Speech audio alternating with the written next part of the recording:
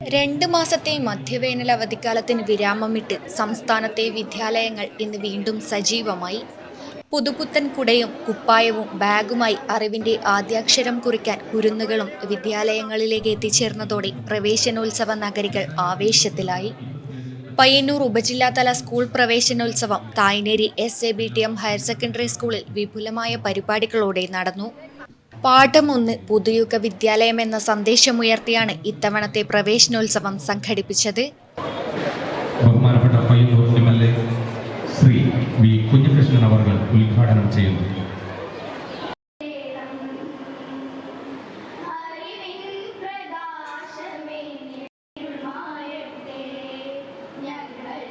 Payyanur MLA V Kunhikrishnan ഉപജില്ലാതല പ്രവേശനോത്സവത്തിന്റെ ഔദ്യോഗിക ഉദ്ഘാടനം നിർവഹിച്ചു.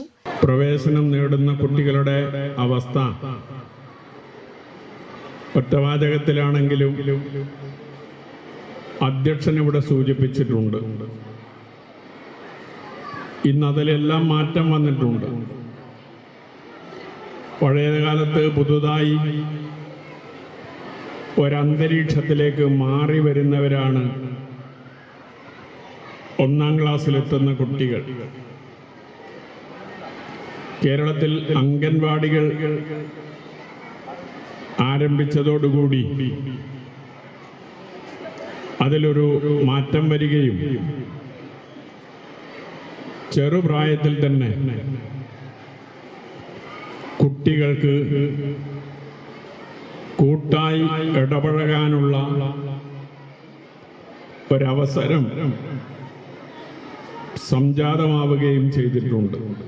ചടങ്ങിൽ block panchayat president KK Joy അധ്യക്ഷത വഹിച്ചു. SABTM higher secondary school principal in charge Santhosh SM സ്വാഗതം ആശംസിച്ചു.